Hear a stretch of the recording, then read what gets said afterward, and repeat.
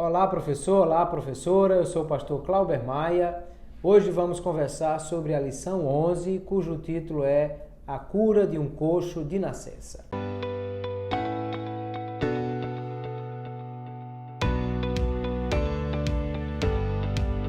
Nessa lição está apresentada a história bem conhecida daquele homem coxo de nascença que foi curado em Listra e mostra duas reações bem distintas daquela multidão, que num primeiro momento era perseguidora e queria impedir o apóstolo Paulo e Barnabé de pregar o evangelho, mas quando o homem foi curado e sendo coxo de nascença passou a andar, então a multidão mudou completamente e passou a ser adoradora.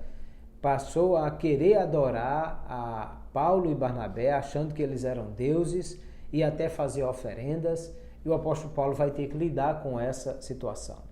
E aí eu quero sugerir que você discuta com a sua classe essa situação. Primeiro, qual deve ser o comportamento do pregador, do mensageiro?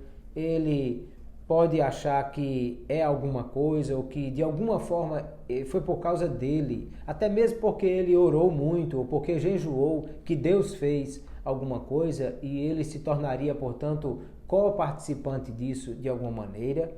E como é que ele se sente, deveria tratar dessas questões, muitos até que ocupam boa parte do tempo da pregação, contando o que Deus já fez através deles, quantos milagres já operou em outras ocasiões, e isso às vezes tem uma única finalidade de promover a si mesmo, e como esse comportamento deve ser visto, observado. E também o comportamento das pessoas, que muitas vezes pensam que o pregador, que o cantor, que o pastor é alguém super espiritual, acima de tudo e de todos, e que às vezes até endeusam, idolatram e têm uma reverência especial por estas pessoas.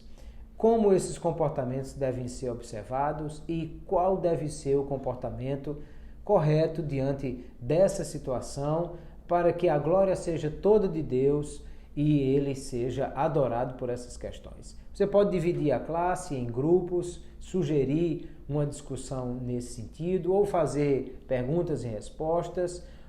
Coisas dentro dessa realidade vão ajudar a classe a discutir sobre isso, a entender essa questão e motive a sua classe a mudar de comportamento em relação a isso, se por acaso algum deles praticava esse tipo de idolatria com os servos de Deus.